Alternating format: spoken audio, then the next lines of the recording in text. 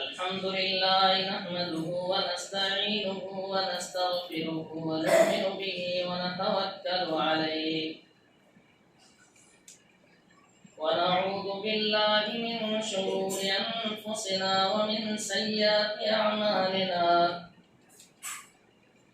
من يهده الله فلا مضل له ومن يضلل فلا هادي له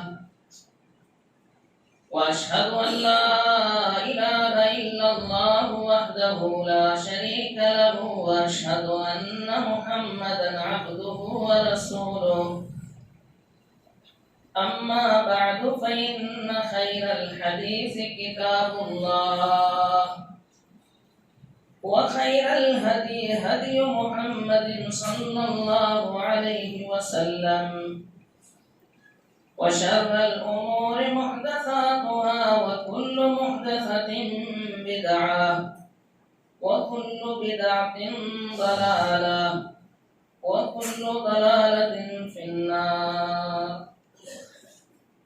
أعوذ بالله من الشيطان الرجيم من همزه ونفخه ونفثه. بسم الله الرحمن الرحيم. والذين يصلون ما أمر الله به أن يوصل ويخشون ربهم ويخافون سوء الحساب.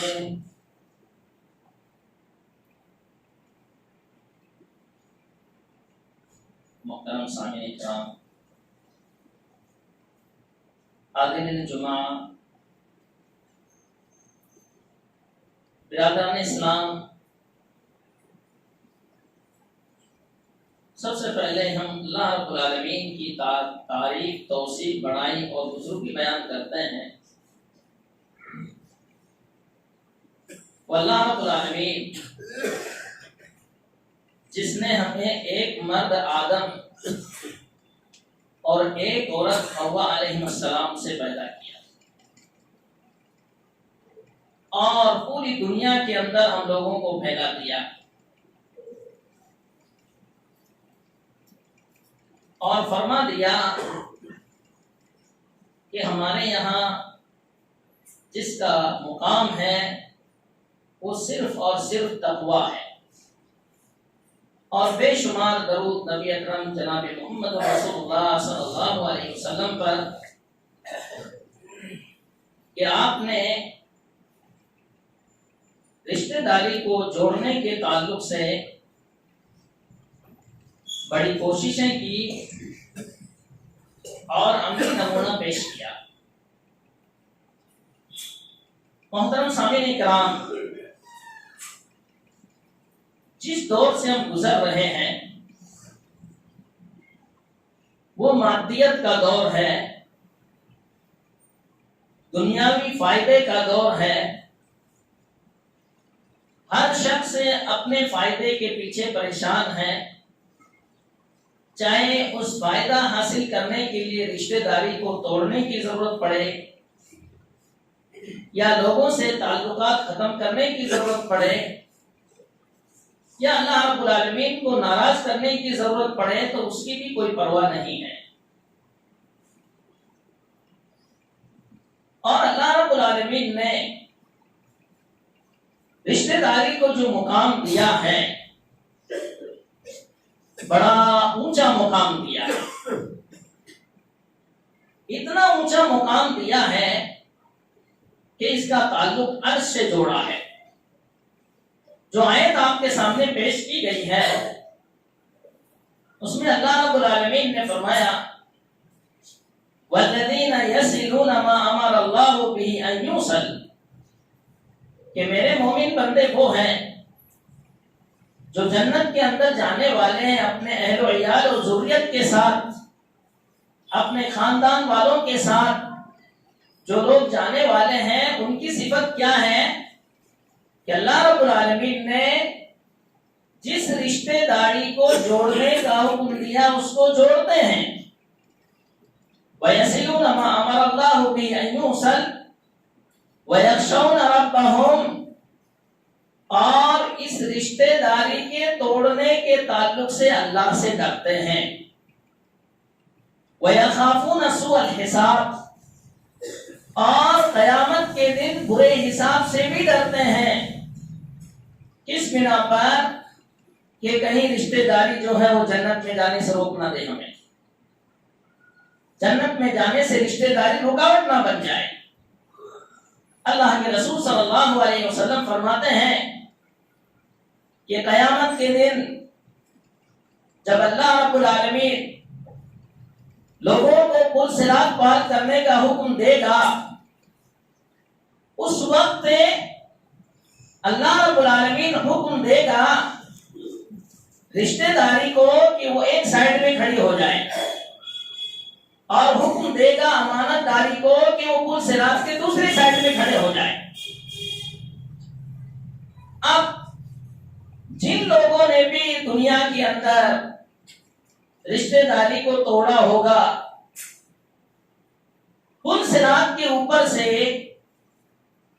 رشتے داری کا جو کانٹا ہے وہ اس کو پکڑ کے نیچے گرا دے گا، چاہے کتنا بھی دیندار ہو، چاہے کتنا بھی نمازی ہو، حاجی ہو، قاضی ہو، تہجد گزار ہو، پرہیزگار ہو، سب کچھ یہ اپنی جگہ پہ ہے بھائی۔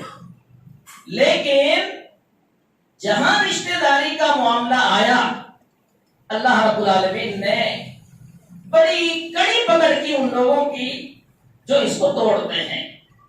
تو اللہ کے رسول صلی اللہ علیہ وسلم فرماتے ہیں کہ آدمی پار کرنا چاہے گا کہ میں پل صراط کو پار کروں اور جنت کے اندر پہنچ جاؤں، لیکن جنہوں نے بھی دنیا کے اندر رشتے داری کو توڑا ہوگا اس کا کانٹا آگے بڑھ کے اس کو کھینچے گا۔ سبحان اللہ۔ اسی بنا پر اللہ رب العالمین نے کیا فرمایا؟ وَيَخَافُونَ سُوءَ الْحِسَابِ، کہ قیامت کے دن رشتے داری کو توڑنے کے تعلق سے برے حساب سے یہ لوگ بچتے ہیں، ڈرتے ہیں اللہ رب العالمین سے۔ کتنا اونچا مقام۔ اور اللہ رب العالمین نے فرمایا وَاتَّقُوا اللَّهَ الَّذِي تَسَاءَلُونَ بِهِ وَالْأَرْحَامَ إِنَّ اللَّهَ كَانَ عَلَيْكُمْ رَقِيبًا، کہ لوگوں تم اللہ رب العالمین سے ڈرو اور اس اللہ سے ڈرو جس کے نام پہ تم سوال کرتے ہو، والارحام، اور رشتے داری کے توڑنے سے بھی اللہ سے ڈرو کہ قیامت کے دن تمہارا برا حشر ہوگا اگر تم نے رشتے داری کو توڑا، اور دنیا کے اندر بھی برا حشر ہونے والا ہے۔ اور اللہ رب العالمین نے فرمایا فَهَلْ عَصَيْتُمْ إِن تَوَلَّيْتُمْ أَن تُفْسِدُوا فِي الْأَرْضِ وَتُقَطِّعُوا أَرْحَامَكُمْ، کہ کیا تم لوگ اگر تمہیں زمین کا بادشاہ بنا دیا جائے، ذمہ دار بنا دیا جائے، تو تم کیا کرو گے؟ هَلْ عَصَيْتُمْ أَن تُقَطِّعُوا أَرْحَامَكُمْ، کہ تم لوگ جو ہیں رشتے داری کو توڑ دو گے۔ اللہ رب العالمین نے پھر اس کا نتیجہ بتایا کہ جو لوگ اس طرح کی حرکت کرتے ہیں وہ کون لوگ ہیں؟ اولئک لعنہم اللہ، اللہ کی لعنت ہو ایسے لوگوں پر جو رشتے داری کو توڑتے ہیں۔ لعنت کا معنی کیا ہے بھائیوں؟ ابعاد رحمت اللہ، اللہ کی رحمت سے دوری، اور جو شخص اللہ کی رحمت سے دور ہوگا نہ دنیا میں کامیاب ہو سکتا ہے نہ آخرت کے اندر کامیاب ہو سکتا ہے۔ ایسے لوگوں پر اللہ کی پھٹکار ہے۔ اور دیکھو معاشرے کے اندر، دیکھو نگاہیں دوڑاؤ، غور کرو، سوچو، جن لوگوں نے یہ حرکتیں کی اللہ رب العالمین نے انہیں دنیا کے اندر سزا دے رکھی ہے۔ اللہ رب العالمین نے کیا فرمایا؟ اولئک الذین لعنہم اللہ، اللہ رب العالمین کی لعنت ہے ان لوگوں پر، فاصمہم واعمی ابصارہم، اللہ رب العالمین نے ان کو اندھا کر دیا، اصمہم ان کو جو ہے بہرا کر دیا، اور ان کی آنکھوں کو اندھا کر دیا۔ سبحان اللہ، جو بھی آدمی اس طرح کی حرکت کرتا ہے نہ اسے دین کی پرواہ ہوتی نہ دنیا کی پرواہ ہوتی ہے۔ اور اللہ کے رسول صلی اللہ علیہ وسلم نے رشتہ داری کے تعلق سے فرمایا کہ الرحم معلقۃ بالعرش تقول من وصلنی وصلہ اللہ ومن قطعنی قطعہ اللہ، کہ روزانہ رشتہ داری عرش سے لٹکی ہوئی ہے، وہ کیا کہتی ہے کہ اللہ جو مجھے جوڑے اللہ تو اس سے اپنا تعلق جوڑ دے، اور جو مجھے توڑے اللہ تو بھی اپنا تعلق اسے توڑ دے۔ سبحان اللہ۔ ابھی رشتہ داری ہے کیا چیز بھائیوں؟ رشتہ داری کی وضاحت کرتا ہوں، غور سے سنیے گا، دماغ میں بٹھانے کی کوشش کیجیے گا، ٹھنڈے دماغ سے سوچیے گا۔ رشتہ داری کے اندر سب سے پہلے ماں باپ، اللہ رب العالمین نے ان کو سب سے اونچا مقام دیا ہے۔ اور یاد رکھو، جس کے ماں باپ اس سے ناراض ہو اس کی دنیا اور آخرت دونوں برباد ہے، چاہے وہ کتنا بھی بڑا مالدار ہو، لوگ اس کو کتنی عزت دیتے ہوں، لیکن اگر ماں باپ اس سے ناراض ہیں اللہ رب العالمین کیا اس کے اعمال غیر مقبول ہیں۔ اللہ کے رسول صلی اللہ علیہ وسلم نے فرمایا رضا اللہ فی رضا الوالدین وسخط اللہ فی سخط الوالدین، کہ اللہ رب العالمین کی رضامندی ماں باپ کی رضامندی کے اندر ہے، اور اللہ کی ناراضگی ماں باپ کی ناراضگی کے اندر ہے۔ سبحان اللہ۔ بھائیوں، اللہ کا حق عبادت ہے، لیکن اللہ رب العالمین نے ساتھ میں دوسرا بھی حق جوڑ کر کے رکھا ہے۔ آپ عبادت کے اندر آگے ہیں، رشتہ داری کو توڑنے کے اندر اگر آپ پیچھے ہیں، جب آگے ہیں رشتہ داری کو توڑنے کے اندر بھی، تو اللہ رب العالمین کی آپ کے اعمال غیر مقبول ہیں۔ اور خاص طور پر ماں باپ، ان کو اللہ رب العالمین نے بہت اونچا مقام دے رکھا ہے۔ وبالوالدین احسانا، اپنے ماں باپ کے ساتھ حسن سلوک کرو۔ ایک صحابی اللہ کے رسول صلی اللہ علیہ وسلم کے پاس آئے، انہوں نے کہا یا رسول اللہ من آپ کو الناس بحسن صحابتی، کہ اللہ کے رسول صلی اللہ علیہ وسلم میری حسن سلوک کے سب سے زیادہ کون حقدار ہے؟ میں کس کے ساتھ حسن سلوک کروں، اچھا رویہ پیش کروں، اچھی طرح ملوں جلوں، کون ہے سب سے زیادہ حقدار؟ اللہ کے رسول صلی اللہ علیہ وسلم فرماتے ہیں امک، سبحان اللہ، سب سے پہلے تمہاری ماں۔ پھر پوچھتے ہیں اس کے بعد کون؟ پھر فرماتے تمہاری ماں۔ اس طریقے سے 3 سوال ہوئے، تینوں میں اللہ کے رسول صلی اللہ علیہ وسلم فرماتے ہیں کہ تمہاری ماں۔ اہل علم کہتے ہیں کہ یہاں پہ 3 کیوں ذکر کیا اللہ کے رسول صلی اللہ علیہ وسلم نے؟ 3 اس بنا پر ذکر کیا کہ 3 حالتیں ایسی آتی ہیں جس میں باپ شریک نہیں ہوتا ہے۔ سب سے پہلے حمل کا مسئلہ، دوسرا پیدائش کا مسئلہ، تیسرا دودھ پلانے کا مسئلہ۔ اس کے اندر کوئی باپ جو ہے اس میں شریک نہیں ہے، اس بنا پر اللہ رب العالمین نے ماں کو اول درجہ دیا ہے۔ پھر اس کے بعد صحابی پوچھتے ہیں اچھا اس کے بعد 3 مرتبہ پوچھنے کے بعد 4تھی مرتبہ پوچھتے ہیں اس کے بعد کون زیادہ حقدار ہے؟ اللہ کے رسول صلی اللہ علیہ وسلم فرماتے ابو، تمہارے باپ۔ یعنی سبحان اللہ، ہماری حسن سلوک کے سب سے زیادہ جو حقدار ہیں وہ ہمارے والدین ہیں۔ اور اسی بنا پر اللہ رب العالمین نے فرمایا وبالوالدین احسانا، اپنے ماں باپ کے ساتھ حسن سلوک کرو۔ ماں باپ کیسے بھی ہو وہ الگ چیز ہیں، بے دین ہیں، بد دین ہیں، بے نمازی ہیں، کیسے بھی ہو، آپ کو حق نہیں ہے کہ آپ اس کی نافرمانی کی بنا پر آپ جو ہے ان کی اطاعت چھوڑ دیں۔ اللہ کے رسول صلی اللہ علیہ وسلم کے زمانے میں بہت سارے صحابہ اکرام کے کافر ماں باپ تھے، لیکن کیا انہوں نے کفر کی بنا پر ان کے ساتھ حسن سلوک چھوڑ دیا تھا؟ نہیں چھوڑا تھا۔ اس سے یہ بات معلوم ہوئی کہ ہمارے ماں باپ ہمارے حسن سلوک کے سب سے زیادہ حقدار ہیں۔ اب ہم لوگ کیا کرتے ہیں بھائیوں، ناراض ہو جاتے ہیں، کس بنا پر؟ باپ نے مجھے باتیں کم دی، باپ نے میرا حق کھا لیا، باپ نے میرے ساتھ ناانصافی کی۔ کان کھول کے سنو، تمہارے اوپر، باپ کے اوپر تمہارا کوئی حق نہیں، اللہ رب العالمین کی جانب سے تمہارا کوئی حق نہیں ہے۔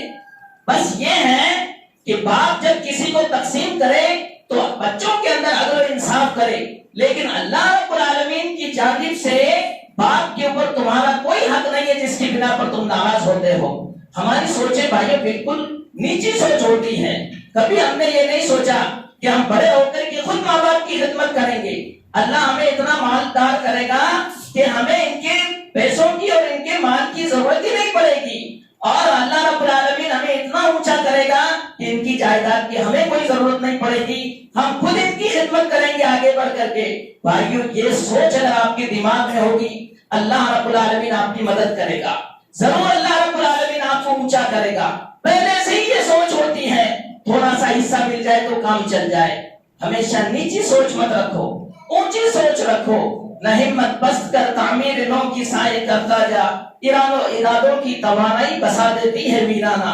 بھائیو حوصلہ مند بنو، باعزت بنو، اور ہمیشہ حوصلہ بلند رکھو کہ اللہ رب العالمین نے اگر مجھے کچھ دیا تو میں خود آگے بڑھ کر کے اپنے بھائیوں کی خدمت کروں گا، میں آگے بڑھ کر کے اپنے ماں باپ کی خدمت کروں گا۔ اور ہماری سوچ نیچی ہونے کی بنا پر زندگی بھر لڑائی جھگڑا فتنے فساد میں رہتے ہیں، یہاں تک کہ اسی کے اوپر ہماری موت بھی ہو جاتی ہے نیچی سوچ کی بنا پر۔ لہذا ہمیشہ اونچی سوچ رکھو کہ اللہ رب العالمین سے میں دعا بھی کرتا ہوں، اللہ رب العالمین مجھے مال دے، عزت بھی دے، کہ میں آگے چل کر کے اپنے ماں باپ کی خدمت میں خود کروں، میں آگے بڑھ کر کے اپنے بھائیوں کو میں سہارا بنوں، میں آگے بڑھ کر کے اپنے رشتہ داروں کا سہارا میں خود بنوں۔ ہمت بلند رکھو، اللہ سے دعائیں بھی کرو، کبھی بھی نیچی سوچ مت رکھنا کہ میرے باپ نے مجھے اتنا کم دیا، اس بنا پر میں جو ہے اس سے ناراض ہوں۔ بھائیوں یہ ناراضگی نہ آپ کی عبادتیں قبول کروانے والی ہے، معاشرے کے اندر آپ کو عزت دینے والی بھی نہیں ہے، اور دنیا اور آخرت کے اندر آپ کے لیے خسارہ ہے۔ تو ہماری رشتہ داری کے اندر اول نمبر جو اللہ رب العالمین نے دیا ہے وہ ماں باپ کو دیا ہے۔ اس کے بعد کون ہے؟ اس کے بعد ہمارے بھائی بہن ہیں، ہمارے چچا اور پھوپھی ہیں، ہمارے خالہ ماموں ہیں، اور ان کی اولاد ہیں، اور ہماری بیوی کے جو رشتہ دار ہیں وہ بھی اس میں شامل ہیں۔ یہ سب کے سب ہمارے رشتہ دار ہیں، ان میں سے کسی کو بھی ہم سے لڑائی جھگڑا نہیں ہونا۔ یہ ہے اصل رشتہ داری کو جوڑنا، اور یہی حقیقت کے اندر رشتہ داری کے تعلق سے جو اللہ کے رسول صلی اللہ علیہ وسلم نے بیان کیا ہے وہ اسی کا حق ہے۔ اور اسی بنا پر اللہ رب العالمین نے کیا فرمایا؟ وَآتِ ذَا الْقُرْبَى حَقَّهُ وَالْمِسْكِينَ وَابْنَ السَّبِيلِ، کہ قریبی رشتہ داروں کو ان کا حق دو اور مسکین کو بھی حق دو۔ اور اللہ رب العالمین نے کیا فرمایا؟ وَاعْبُدُوا اللَّهَ وَلَا تُشْرِكُوا بِهِ شَيْئًا وَبِالْوَالِدَيْنِ إِحْسَانًا، اللہ رب العالمین کی اطاعت کرو، اللہ رب العالمین کی عبادت کرو، اس کے ساتھ کسی کو شریک مت ٹھہراؤ، اور اپنے ماں باپ کے ساتھ اچھا سلوک کرو۔ اللہ رب العالمین نے جب رشتہ داروں کو شروع کیا، سب سے پہلے کس کا نام لیا بھائیوں؟ ماں باپ کا۔ ان کا درجہ اللہ رب العالمین نے سب سے اونچا رکھا ہے۔ کیسی سوچ ہے بھائیوں ان لوگوں کی، جوان ہونے کے بعد بیوی کے چکر میں پھنس کر کے ماں باپ کو چھوڑ دیتے ہیں۔ کیسی سوچ! کیا وہ نہیں سوچ سکتے ہیں کہ ہماری ماں نے 9 مہینے تک ہمیں اپنے پیٹ میں رکھا ہے، پھر اس کے بعد میں 2 سال تک دودھ پلایا ہے، اور پیدائش کے وقت جو تکلیف ہوئی ہے وہ برداشت کی ہے، یہ سب چیزیں بھول کر کے اللہ رب العالمین کی سب سے پہلے نافرمانی کرتے ہیں، پھر ماں باپ کی نافرمانی کرتے ہیں۔ تو اللہ رب العالمین نے سب سے پہلے رشتہ داری کا جب شمار کیا، گنایا، سب سے پہلے کیا کہا؟ وَبِالْوَالِدَيْنِ إِحْسَانًا، اپنے والدین کے ساتھ حسن سلوک کرو۔ اس کے بعد کیا فرمایا؟ وَبِذِي الْقُرْبَى، اور جو تمہارے قریبی رشتہ دار ہیں ان کے ساتھ بھی حسن سلوک کرو۔ وَالْيَتَامَى وَالْمَسَاكِينَ، یتیموں کی بھی کے ساتھ بھی حسن سلوک کرو، اور مسکینوں کے ساتھ بھی حسن سلوک کرو۔ وَالْجَارِ ذِي الْقُرْبَى، اور جو قریبی رشتہ دار تمہارے پڑوسی ہیں ان کے ساتھ بھی حسن سلوک کرو، اور جو پڑوسی تمہارے رشتہ دار نہیں ہے ان کے ساتھ بھی حسن سلوک کرو۔ پھر اللہ رب العالمین نے فرمایا وما ملکت ایمانکم والجار ذی القربى والجار ذی الجنب والصاحب بالجنب، اور اپنے ساتھ میں رہنے والوں کے ساتھ بھی حسن سلوک کرو۔ ساتھ میں کون رہتا ہے؟ ساتھ میں ہمارا جو ہے کوئی شریک ہے، پارٹنر ہے، کاروبار کے اندر شریک ہے، دوست ہے جو ہمیشہ ہمارے ساتھ میں رہتا ہے اس کے، اور بعض اہل علم نے کہا کہ اس سے مراد بیوی بھی ہے کہ اس کے ساتھ بھی جو ہے حسن سلوک کرو۔ پھر اللہ رب العالمین نے کیا فرمایا؟ ان اللہ لا يحب من كان مختالا فخورا، اور اس سے پہلے وما ملکت ایمانکم، اور جو تمہارے نوکر ہیں ان کے ساتھ بھی حسن سلوک کرو۔ پھر اللہ رب العالمین نے فرمایا یقیناً اللہ رب العالمین گھمنڈ کرنے والے کو پسند نہیں کرتا ہے۔ یعنی کہنے کا مطلب یہ ہے کہ تمہاری جو رشتہ داری ٹوٹتی ہے وہ گھمنڈ کی بنا پہ ٹوٹتی ہے، تکبر کی بنا پہ ٹوٹتی ہے۔ میں اتنا بڑا انسان اس چھوٹے سے انسان سے کیسے ملوں، اس کی بنا پر جو ہے رشتہ داری ٹوٹتی ہے بھائیوں۔ اور اللہ رب العالمین نے کیا فرمایا؟ وَآتِ ذِی الْقُرْبَىٰ، اور اللہ کے رسول صلی اللہ علیہ وسلم نے فرمایا ان اللہ خلق الخلق حتی اذا فرغ من خلقی، جب اللہ رب العالمین نے مخلوق کو پیدا کیا اور مخلوق کو پیدا کرنے کے بعد اس سے فارغ ہو گیا اللہ رب العالمین، قالت الرحم هذا مقام العائد بک من القطیع، تو اللہ کے حکم سے رشتہ داری کھڑی ہوئی۔ جب اللہ نے پوری مخلوق کو پیدا کر دیا اس کے بعد رشتہ داری کھڑی ہوئی کہ یہ جو مقام ہے اس کے ٹوٹنے سے اللہ تیری پناہ طلب کی جاتی ہے۔ اللہ رب العالمین نے کہا ہاں۔ پھر اللہ رب العالمین نے پوچھا کہ رشتہ داری میں تیرے ساتھ کیا سلوک کروں؟ کیا میں یہ سلوک کروں کہ جس نے تجھے جوڑا اس نے مجھ سے رشتہ جوڑا، اور جس نے تجھے توڑا اس نے مجھ سے رشتہ توڑا؟ تو رشتہ داری نے کہا ہاں۔ پھر اللہ رب العالمین نے وہی سلوک کیا، اور پھر اللہ کے رسول صلی اللہ علیہ وسلم نے فرمایا کہ اگر چاہو تو اس آیت کی تلاوت کر لو فَهَلْ عَسَيْتُمْ إِن تَوَلَّيْتُمْ أَن تُفْسِدُوا فِي الْأَرْضِ۔ یہاں پر جو چیز بتانا مقصود ہے بھائیوں کہ یہ رشتہ داری آپ کو جنت میں نہیں لے جا سکتی ہے آپ کے اعمال کی بنا پر، نہیں جا سکتے آپ۔ صرف آپ کے اعمال، آپ کی دینداری، آپ کی نمازیں، آپ کی اچھائی، صرف یہ آپ کو جنت میں نہیں لے جا سکتی ہے جب تک کہ آپ کا تعامل لوگوں کے ساتھ اچھا نہ ہو۔ کیا ہو رہا ہے؟ بھائی بھائی سے لڑائی کر رہا ہے، بہن بھائی سے جدا ہے، بیٹا باپ سے جدا ہے، اور پورے معاشرے کے اندر خلفشار مچا ہوا ہے۔ لوگوں کی جو ہے بار بار طلاقوں کے مسئلے جو ہے کھڑے ہو رہے ہیں۔ وجہ کیا ہے بھائیوں؟ یہ رشتہ داری کی اہمیت نہ سمجھنے کی بنا پر یہ سب ہو رہے ہیں بھائیوں۔ اس لیے جنت میں بندہ جب تک رشتہ داری کو جوڑے گا نہیں تب تک جا نہیں سکتا ہے، کیونکہ یہ اللہ رب العالمین کی عرش سے لگی ہوئی ہے۔ اسی بنا پر اللہ کے رسول صلی اللہ علیہ وسلم نے فرمایا لا يدخل الجنت قاطع، رشتہ داری کو توڑنے والا کبھی جنت میں نہیں جا سکتا ہے۔ سبحان اللہ۔ لہذا رشتہ داری کا بہت اونچا مقام اسلام کے اندر، اور اللہ کے رسول صلی اللہ علیہ وسلم نے فرمایا من کان یؤمن باللہ والیوم الآخر فلیصل رحمہ، جو شخص اللہ اور آخرت پر ایمان رکھتا ہو اسے چاہیے کہ وہ اپنے رشتہ داری کو جوڑے۔ یعنی سبحان اللہ، رشتہ داری کا تعلق ایمان سے ہے۔ جو آدمی رشتہ داری کو توڑتا ہے اس میں حقیقی معنوں کے اندر ایمان نہیں ہے۔ اور اللہ کے رسول صلی اللہ علیہ وسلم نے فرمایا من سرہ ان یبسط له فی رزقہ وینسى له فی اثرہ فلیصل رحمہ، جو آدمی چاہتا ہو کہ اللہ رب العالمین اس کے رزق کے اندر اضافہ کرے، برکت دے، اور اللہ رب العالمین اس کی عمر کے اندر برکت دے، تو اسے چاہیے کہ وہ اپنے رشتہ داری کو جوڑے۔ اور رشتہ داری کو توڑنے والے کی سزا دنیا کے اندر ہی ہے بھائیوں۔ آخرت میں جو اللہ رب العالمین دے گا وہ الگ بات ہے، لیکن 3 قسم کے آدمی ایسے ہیں جن کو اللہ رب العالمین دنیا میں سزا دیتا ہے، اور آپ مشاہدہ کر سکتے ہیں جو رشتہ داری کو توڑنے والے ہیں کیا حال ہے دنیا کے اندر ان کا۔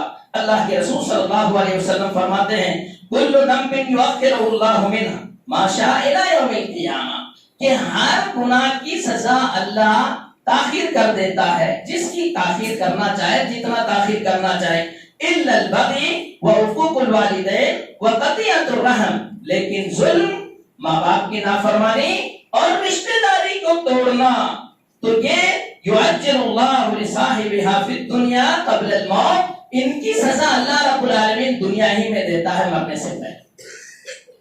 سبحان اللہ، کیسی جو ہے انسان کی زندگی، اپنے رشتہ داروں سے کٹ کے زندگی بسر کرے، اپنے بھائی کو دیکھ کر کے منہ موڑ لے، اپنے رشتہ داروں کو دیکھ کر کے ادھر پیٹ پھیر لے، کیا زندگی اس کے اندر سکون ہے؟ نہ عبادتوں میں لذت ہے، نہ نمازوں کے اندر مزہ آ رہا ہے، اس بنا پر کہ رشتہ داری کو توڑ رکھا ہے اور جس کی سزا اللہ رب العالمین دنیا کے اندر دے رہا ہے۔ اسی بنا پر اللہ کے رسول صلی اللہ علیہ وسلم نے یہی فرمایا کہ 3 قسم کے آدمیوں کو اللہ دنیا میں سزا دیتا ہے، آخرت میں جو دے گا وہ تو دے گا۔ اب رشتہ داری کے اسباب کیا ہیں؟ کس بنا پہ رشتہ داری ٹوٹتی ہے؟ سب سے پہلا سبب یہ ہے بھائیوں، ایمان کی کمزوری اور پرہیزگاری اور تقوی کی کمزوری۔ انسان جب اس کا ایمان کمزور ہوتا ہے، اس کے نزدیک رشتہ داری کی کوئی ویلو نہیں، اس کے نزدیک اپنا فائدہ مطلوب ہے، اس کے نزدیک ہماری دنیا سمجھ جائے بس، جس کی بنا پر وہ جو ہے رشتہ داری کو توڑتا ہے۔ دوسری چیز گھمنڈ، سبحان اللہ، اللہ ہم سب کی حفاظت کرے اس کو بیماری سے۔ یہ بہت خطرناک چیز ہے، جب آدمی اپنے آپ کو بہت بڑا سمجھنے لگتا ہے تو اللہ رب العالمین کی نگاہ کے اندر خود بھی گر جاتا ہے اور اسی کی وجہ سے جو ہے وہ رشتہ داری کو توڑنے لگتا ہے۔ تیسری چیز کنجوسی، اللہ نے کسی کو مال دے رکھا ہے اور اس مال کے ذریعے اسے چاہیے کہ وہ رشتہ داری کے تعلقات کو جوڑے، اللہ رب العالمین کی نعمت کا شکر ادا کرتے ہوئے رشتہ داروں سے اپنے تعلقات جوڑے مال کے بنا پر۔ بہت ساری کیا ہوتا ہے، مالدار تو ہیں لیکن رشتہ داروں سے دور رہنے کی کوشش کرتے ہیں، کس بنا پر؟ قرض نہ مانگ لے، پیسے نہ مانگ لے، ادھار نہ مانگ لے، اس کی بنا پر وہ رشتہ داروں سے کٹ کے رہنے کی کوشش کرتے ہیں۔ نہیں بھائیوں، یہ اللہ کی نعمت ہے، آج آپ کے ہاتھ میں ہے، کل کسی اور کے ہاتھ میں جانے والی ہے۔ جب تک اللہ نے آپ کو دیا ہے، اس کو غنیمت سمجھتے ہوئے اپنے سب رشتہ داروں کو جوڑ کر کے رکھیں، اور یہی سب سے بڑا سبب ہے۔ اللہ رب العالمین نے کیا فرمایا؟ وَمَن يُوقَ شُحَّ نَفْسِهِ فَأُولَٰئِكَ هُمُ الْمُفْلِحُونَ، کہ حقیقی معنوں کے اندر کامیاب تو شخص وہ ہے جو کنجوسی سے بچا لیا گیا۔ اسی طریقے سے چوتھی چیز یہ ہے، میراث کی تقسیم میں تاخیر۔ باپ مر گیا ہے، اب اس کے بعد میں جو حصے آ رہے ہیں وہ تقسیم نہیں ہو رہے ہیں، کوئی کھیت کسی پر، کوئی کسی کے قبضے میں کھیت ہے، کسی کے قبضے میں گھر ہے، کسی کے قبضے میں پلاٹ ہے۔ اب یہ تقسیم نہ کرنے کی بنا پر ہر آدمی سمجھتا ہے کہ مظلوم میں ہوں، ہر آدمی سمجھتا ہے کہ ظلم میرے اوپر ہو رہا ہے، مجھے سب سے کم مل رہا ہے۔ بھائیوں، فوراً تقسیم کر دیا جائے، اگر میراث فوراً تقسیم کر دی گئی تو یہ خلفشار، یہ عداوت و دشمنی جو ہے ختم ہو جاتی ہے۔ اسی طریقے سے رشتہ داروں میں طلاق کا واقع ہونا، یہ بھی ایک بہت بڑا سبب ہے جس کی بنا پر رشتہ داری ٹوٹتی ہے۔ بھائیوں، سینکڑوں بھائی ایسے ہیں جن کے بچوں کی طلاق واقع ہونے کی بنا پر زندگی پوری گزر جاتی ہے، لیکن وہ آپس میں بات چیت نہیں کرتے ہیں۔ بھائیوں، طلاق تو رسول اللہ صلی اللہ علیہ وسلم کے زمانے میں واقع ہوا کرتی، لیکن وہ اتنی تو دشمنی نہیں رکھا کرتے، وہ ملتے تھے، آپس میں سلام کرتے تھے، محبت رکھتے تھے، اور کہا کرتے تھے کہ یہ اللہ رب العالمین کو منظور نہیں تھا، اس بنا پر یہ معاملہ نہیں ہوا ہے۔ لیکن اس کو بنیاد بنا کر کے لمبی دشمنی رکھنا، یہ ہمارے لیے دنیا اور آخرت دونوں کے خسارہ ہے، اور اسی حالت میں اگر مر گئے تو جنت کے اندر جانا مشکل ہے۔ اسی بنا پر گھروں کی قربت، یہ بھی ایک سبب ہے۔ اور ساتویں چیز کیا ہے؟ بیوی کا بد اخلاق ہونا، یہ بھی ایک سبب ہے رشتہ داری کو توڑنے کا۔ بھائیوں، پورا دھیان رکھو، اہل علم کہتے ہیں کہ کوئی بھی بیوی یا کوئی عورت جب تمہارے گھر میں آئے، اس پر دھیان رکھو یہ ہمارے رشتہ داروں کے ساتھ اس سے کیا سلوک ہے۔ یہ اگر جوڑنا چاہتی ہیں، یہ دیندار بیوی ہے، اور اگر توڑنا چاہتی ہے، یاد رکھو یہ دنیا دار بیوی ہے، اور تمہاری دنیا اور آخرت دونوں کو خراب کرنے والی ہے۔ اور عام طور پر ماں باپ کی جو نافرمانی جاتی ہیں وہ بیوی کے چکر میں اور بیوی کی اتباع کے اندر کی جاتی ہیں، ناجائز اتباع کے اندر۔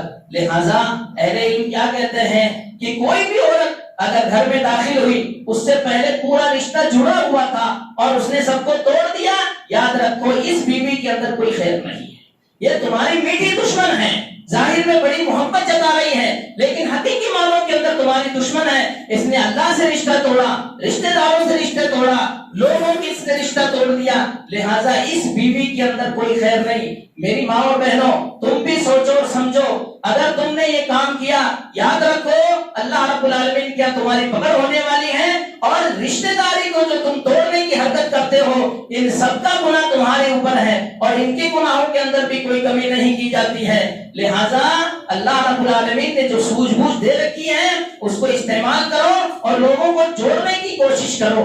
یہ تمہارا جو ہے شوہر کا بھائی ہے، تم اپنا بھائی سمجھو اس کو، شوہر کی بہن ہے تم اپنی بہن سمجھو اس کو، شوہر کی ماں اور باپ ہے ان کو تم اپنا ماں باپ سمجھ کے کیوں نہیں خدمت کرتے ہو کہ اللہ رب العالمین اس کی بنا پر تمہیں جنت دے گا، اجر عظیم دے گا۔ اور اگر تم نے نفرت ڈالی، یاد رکھو تمہاری اولاد بھی تمہارے ساتھ وہی سلوک کرنے والی ہے جو تم نے اپنے ماں باپ کے ساتھ سلوک کیا ہے، یہ بات یاد رکھو۔ اور یہی نہیں بلکہ دنیا کے اندر بھی تمہیں سزا دی جائے گی۔ بہرحال بیوی بھی سبب بنتی ہے رشتہ داری کو توڑنے کا۔ اب اس کے بعد میں بھائیوں کون سی ایسی چیزیں ہیں کہ جن کے ذریعے جو ہے ہم لوگ رشتہ داری کو جوڑ سکتے ہیں؟ سب سے پہلی چیز یہ ہے کہ رشتہ داری جو ٹوٹے اس کو جوڑے۔ اللہ کے رسول صلی اللہ علیہ وسلم نے کیا فرمایا؟ لیس الواصل بالمکافی ولکن الواصل الذی اذا قطعت رحمہ وصلها، کہ جو آدمی بدلہ دیتا ہے، میرا بھائی میرے ساتھ اچھا رہتا ہے اس لیے میں اس کے ساتھ اچھا رہتا ہوں، میری بہن میرے ساتھ اچھی رہتی ہے اس لیے میں اس کے ساتھ اچھا رہتا ہوں، میرا چچا ماشاءاللہ بہت اچھا رہتا میرے ساتھ، میں اس کے ساتھ اچھا رہتا ہوں، لیکن میرا فلاں بھائی وہ مجھ سے اچھا نہیں رہتا، مجھے گالی دیتا ہے، مجھ سے لڑتا ہے، اس بنا پر میں نے اس سے تعلقات کاٹ رکھا ہے۔ یا مثال کے طور پر میرا چچا، میرے بڑے ابا مجھ سے جو ہے رشتہ اس لیے توڑ رکھا کہ اس کی زبان صحیح نہیں ہے، یا اس نے جو ہے میرا حق زیادہ لے لیا۔ بھائیو یہ جو تمہاری بنیاد ہے رشتہ داری کو توڑنے کی، اس کی کوئی ویلو نہیں ہے، اور اس رشتہ داری کو، ٹوٹی ہوئی رشتہ داری کو جوڑنے کا حکم ہے، اور یہی اصل صلہ رحمی ہے۔ یعنی اچھوں کے ساتھ اچھا رہنا یہ صلہ رحمی نہیں ہے، یہ رشتہ داری کو جوڑنا نہیں ہے، یہ تو تم ایک بدلہ دے رہے، وہ اچھا رہ رہا ہے اس لیے تم اچھا رہ رہے ہو۔ اصل رشتہ داری یہ ہے کہ کوئی آدمی رشتہ داری کو توڑے اور تم جا کے اس کو جوڑو۔ اللہ کے رسول صلی اللہ علیہ وسلم نے کیا فرمایا؟ ایک آدمی اللہ کے رسول صلی اللہ علیہ وسلم کے پاس آتا، انہوں نے کہا کہ اللہ کے رسول صلی اللہ علیہ وسلم میرے رشتہ دار ہیں، میں رشتہ داری جوڑتا ہوں، وہ توڑتے ہیں، اور میں ان کے ساتھ اچھا سلوک کرتا ہوں، وہ میرے ساتھ بدسلوکی کرتے ہیں، میں ان کے ساتھ صبر اور بردباری سے کام لیتا ہوں، وہ میرے ساتھ جہالت سے پیش آتے ہیں۔ اللہ کے رسول صلی اللہ علیہ وسلم نے کیا فرمایا؟ اگر تم جو کہہ رہے ہو وہی حقیقت ہے تو تم گرم مٹی جو ہے ان کے منہ کے اوپر ڈال رہے ہو، اور کیا فرمایا؟ وَلَا يَزَالُ مَعَكَ مِنَ اللَّهِ ظَهِيرٌ مَا دُمْتَ عَلَى ذَلِكَ، اللہ رب العالمین کی طرف سے تمہارے اوپر ہمیشہ ایک مددگار رہے گا جب تک کہ تم یہ کام کرتے رہو گے۔ بھائیوں اس سے کیا پتا چلا؟ ٹوٹی ہوئی رشتہ داری کو جوڑنے کا ثواب ہے۔ ٹوٹی ہوئی رشتہ داری کو، ہمارا بھائی ہم سے بات نہیں کر رہا، چلو السلام علیکم، ہم جو ہے آج سے بات شروع کرتے ہیں، اور اسی کا اجر و ثواب ہے۔ بھائی پہلے سے بات کر رہا ہے، آپ بھی بات کر رہے ہیں، تو اس کا کوئی اجر و ثواب نہیں ہے۔ کس بنا پر؟ کہ یہ تو ایک بدلہ ہے جس کو آپ چکا رہے ہیں۔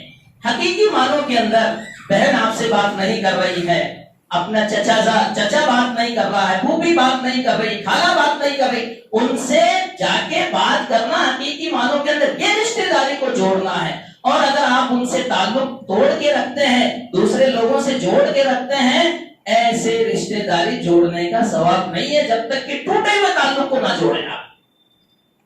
دوسری چیز کیا ہے؟ الصدقۃ علی ذوی الارحام، ان الصدقۃ علی المسکین صدقۃ وعلی ذوی الرحم اثنتان صدقۃ وصلۃ الرحم۔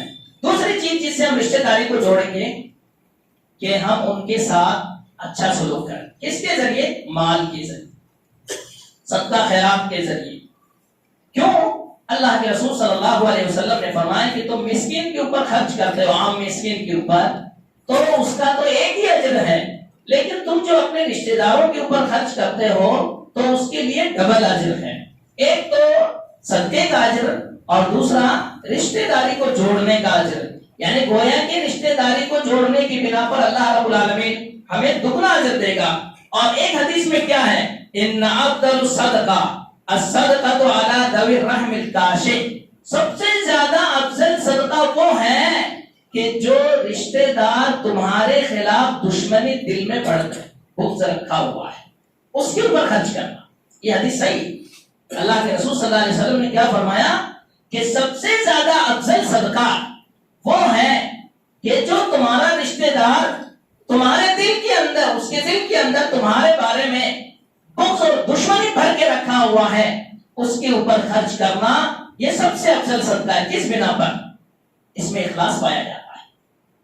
ہو سکتا ہے کہ جس سے ہماری دوستی ہو اس میں ریاکاری آ سکتی ہے، دکھاوا آ سکتا ہے، لیکن اس میں تو صرف اخلاص ہے. کیونکہ ایک شخص مجھ سے میرا دشمن ہے، گالی دیتا، لڑائی جھگڑا کرتا، لیکن اس کے باوجود میں اس کو جوڑنا چاہتا ہوں، اور یہ صدقہ اس سے زیادہ افضل ہے. اسی طریقے سے تیسری چیز کہ کوئی بھی آپ کے ساتھ برا سلوک کرے تو آپ اس کے ساتھ اچھا سلوک کریں. سبحان اللہ، یہ بڑی اہم بات ہے کہ کوئی بھی ہمارے ساتھ برا سلوک کرے ہم اس کے ساتھ اچھا سلوک کریں. یہ بہت کم مشکل ہے، اس کام کو کرنے والے بہت مشکل ہیں، لیکن پھر بھی اللہ رب العالمین نے جن کو دل دیا ہے، ایمان دیا ہے، صلہ رحمی دی ہے، جن کے دل مضبوط ہیں، وہ یہ کام کرتے ہیں. کوئی ان کے ساتھ برائی کا سلوک کرے، وہ ان کے ساتھ بھلائی کا سلوک کرتے ہیں. اللہ رب العالمین نے کیا فرمایا؟ وَلَا تَسْتَوِي الْحَسَنَةُ وَلَا السَّيِّئَةُ ادْفَعْ بِالَّتِي هِيَ أَحْسَنُ. دیکھو، کبھی برائی اور بھلائی دونوں برابر نہیں ہو سکتی ہے. جو اچھی چیز ہے اس کے ذریعے دفاع کرو. کیا مطلب؟ کوئی تم کو گالی دے، اس کے لیے دعا کرو، اللہ ہدایت دے. کوئی تم کو برا بھلا کہے، اس کے ساتھ اچھا سلوک کرو. کوئی تمہارے سے دشمنی کرے، تم اس کے ساتھ دوستی کرو. پھر اللہ رب العالمین نے کیا فرمایا؟ وَلَا تَسْتَوِي الْحَسَنَةُ وَلَا السَّيِّئَةُ ادْفَعْ بِالَّتِي هِيَ أَحْسَنُ فَإِذَا الَّذِي بَيْنَكَ وَبَيْنَهُ عَدَاوَةٌ كَأَنَّهُ وَلِيٌّ حَمِيمٌ. اگر تمہارا یہ رویہ رہا اس کے ساتھ کہ وہ تمہیں گالی دیتا ہے، تم اس کو دعا دیتے ہو، وہ تمہارے لیے اپنے دل میں دشمنی بھر کے رکھا ہے، تم اس کے لیے دوستی رکھے ہو، اور وہ تمہارے ساتھ برا سلوک کرتا ہے اور تم اس کے ساتھ اچھا سلوک کرتے ہو. فَإِذَا الَّذِي بَيْنَكَ وَبَيْنَهُ عَدَاوَةٌ كَأَنَّهُ وَلِيٌّ حَمِيمٌ. تمہارا یہ سلوک اس کو اپنا پکا دوست بنا دے گا، تم اس کے پکے دوست بن جاؤ گے. پھر کیا فرمایا؟ وَمَا يُلَقَّاهَا إِلَّا الَّذِينَ صَبَرُوا. اس مرتبے کو جو حاصل کرنے والے وہ لوگ ہیں جو صبر کرنے والے. بغیر صبر کے یہ مرتبہ حاصل ہو ہی نہیں سکتا ہے. جس آدمی کے دماغ کے اندر بدلے کی نیت ہونا ہے وہ یہ تو حاصل نہیں کر سکتا ہے. پھر فرمایا وَمَا يُلَقَّاهَا إِلَّا ذُو حَظٍّ عَظِيمٍ. اور اس مرتبے کو جو حاصل کرنے والے ہیں وہ کون ہیں؟ بڑی قسمت والے ہیں. ہزاروں میں سے ایک ملے گا، سینکڑوں میں سے ایک ملے گا آپ کو جو اس کام کو انجام دیتا ہو. کوئی اس کے ساتھ برا سلوک کرے، وہ اس کے ساتھ اچھا سلوک کرے. تو تیسری چیز کیا ہے کہ کوئی ہمارے ساتھ برا سلوک کرے تو ہم اس کے ساتھ اچھا سلوک کریں. اسی طریقے سے چوتھی چیز کیا ہے؟ ان کی بد سلوکیوں کو بھول جانا. اللہ اکبر. لوگ پیڑھیوں تک بد سلوکی کو یاد رکھتے ہیں، پیڑھیاں گزر جاتی ہیں، سینکڑوں سال گزر جاتے ہیں، اس نے میرے پردادا کے ساتھ یہ سلوک کیا تھا، جس کی بنا پر میں اس سے بات نہیں کرتا ہوں، اس کی اولاد سے، اس کے یعنی اولاد کی اولاد سے. سبحان اللہ. اسلام کا یہ رویہ نہیں ہے. اسلام اس چیز کو نہیں کہتا ہے. اور اس کے اندر کیا ہے؟ ہمارے لیے نمونہ ہے یوسف علیہ السلام. یوسف علیہ السلام کے بھائی، انہوں نے حسد کے مارے، بغض کے مارے، کینے کے مارے ان کو کنویں میں ڈالا، دشمنی کے مارے ان کو مارا اور پیٹا. جب یوسف علیہ السلام کے سامنے یہ بھائی تقریباً جو ہیں 30 سال کی مدت کے اندر جب سامنے آتے ہیں، بڑی لمبی مدت کے بعد یوسف علیہ السلام منظر سامنے آ جاتا ہے کہ انہوں نے میرے ساتھ کیا کیا سلوک کیا تھا، اور جب پہچان لیتے ہیں کہ میں تمہارا بھائی یوسف ہوں اور تم ہمارے بھائی ہو، تو وہ کیا کہتے ہیں؟ وہ کہتے ہیں تاللہ، اللہ کی قسم، اللہ رب العالمین نے تم کو بہت اونچا مقام دیا ہے۔ پھر یوسف علیہ السلام کیا جواب دیتے ہیں؟ لا تثریب علیکم الیوم یغفر اللہ لکم وہو ارحم الراحمین، آج تمہارے اوپر کوئی ملامت نہیں ہے، مجھے بھی اللہ معاف کرے، تم کو بھی اللہ رب العالمین معاف کرے، وہ بخشنے والا بڑا مہربان ہے۔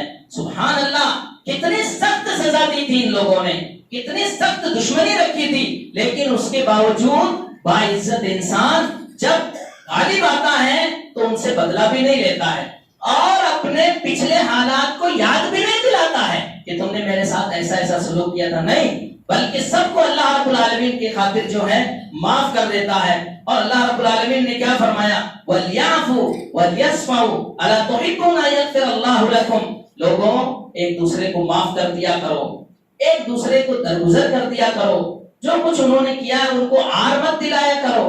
کیا تم نہیں چاہتے ہو کہ اللہ رب العالمین تمہیں معاف کر دے؟ اللہ رب العالمین بہت بڑا بخشنے والا مہربان ہے، لہٰذا کسی نے بھی آپ کے ساتھ برا سلوک کیا اس کو دماغ سے باہر نکالو۔ جب تک آپ دماغ سے اس کو باہر نہیں نکالیں گے تب تک آپ کی خوشگوار زندگی نہیں گزر سکتی، آپ سکون سے جی نہیں سکتے ہیں، نمازوں کے اندر آپ کو کوئی لذت نہیں آ سکتی ہے، دماغ کے اندر وہی ٹینشن بھرا ہوا کہ اس نے میرے ساتھ ایسا سلوک کیا۔ لیکن جب اللہ رب العالمین کے لیے، اللہ کو راضی کرنے کے لیے، اللہ کی رضامندی کے لیے سب چیزوں کو دل سے نکال کے پھینک دیتے ہیں تو سکون آپ کے دل کو حاصل ہوتا ہے۔ امام شافعی رحمہ اللہ فرماتے ہیں لما عفوت ولم اعتد على احد ارحت نفسی من هم العداوات، کہ جب میں نے لوگوں کو معاف کر دیا، میرے بڑے بڑے دشمن تھے، جانی دشمن بھی موجود تھے، لیکن میں نے سب کو معاف کر دیا، تو کیا ہوا؟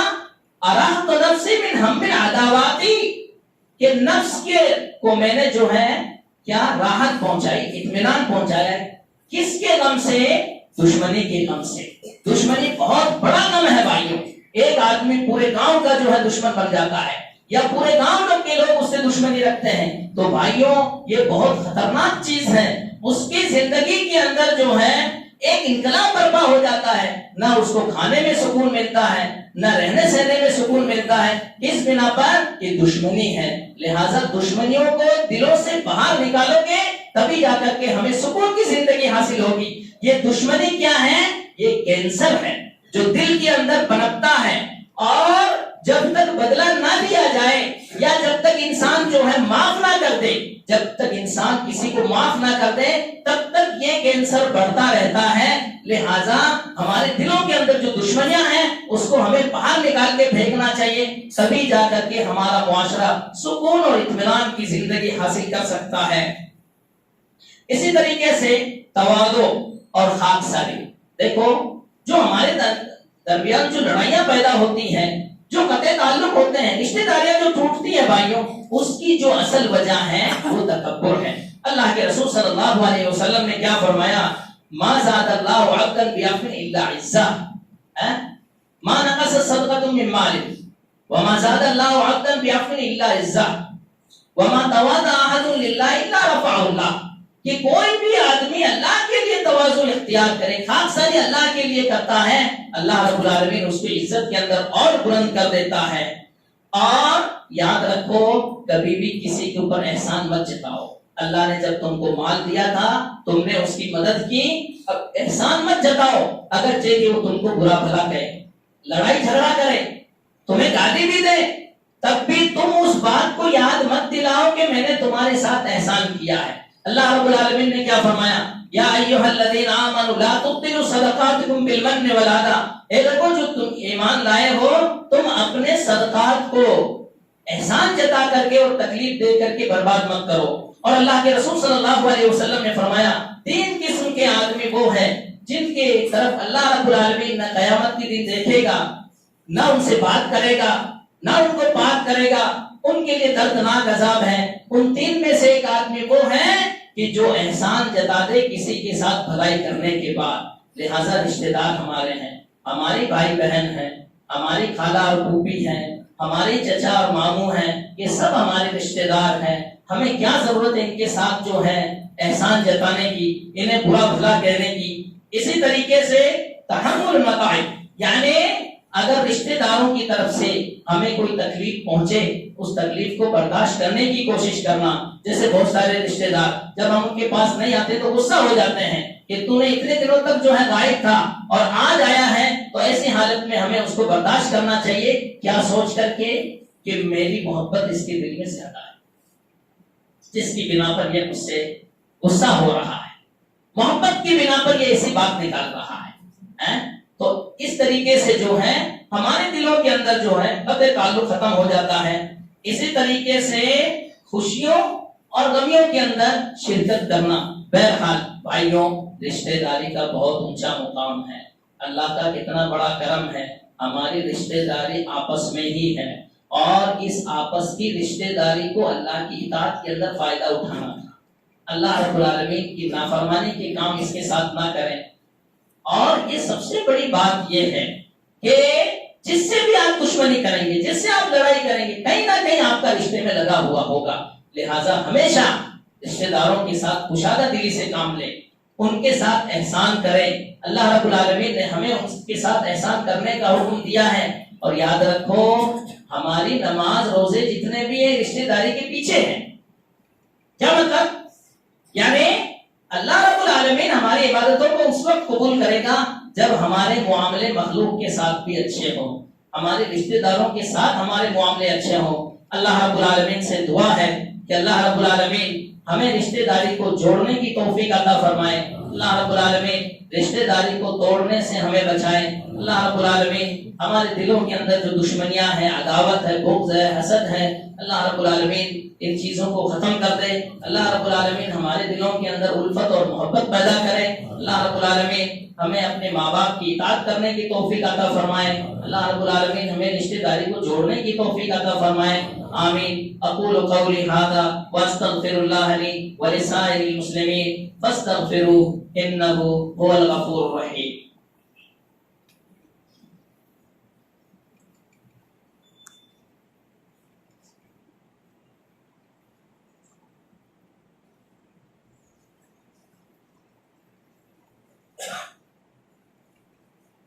الحمد لله حمدا كثيرا طيبا مباركا فيه، واشهد ان لا اله الا الله وحده لا شريك له، واشهد ان محمدا عبده ورسوله، اما بعد فان خير الحديث كتاب الله، وخير الهدي هدي محمد صلى الله عليه وسلم، وشر الامور محدثاتها، وكل محدثة بدعة، وكل بدعة ضلالة، وكل ضلالة في النار۔ يقول الله سبحانه عز وجل في كلامه المجيد والفرقان الحميد: إن الله وملائكته يصلون على النبي يا أيها الذين آمنوا صلوا عليه وسلموا تسليما۔ اللهم صل على محمد وعلى آل محمد كما صليت على إبراهيم وعلى آل إبراهيم إنك حميد مجيد۔ اللهم بارك على محمد وعلى آل محمد كما باركت على إبراهيم وعلى آل إبراهيم إنك حميد مجيد۔ اللهم انصر من نصر دين محمد صلى الله عليه وسلم واجعلنا منهم، واخذل من أعرض عن دين محمد صلى الله عليه وسلم ولا تجعلنا منهم۔ عباد الله رحمكم الله، إن الله يأمر بالعدل والإحسان وإيتاء ذي القربى وينهى عن الفحشاء والمنكر والبغي يعظكم لعلكم تذكرون۔ اذكروا الله يذكركم وادعوه يستجب لكم ولذكر الله أكبر والله يعلم ما تصنعون۔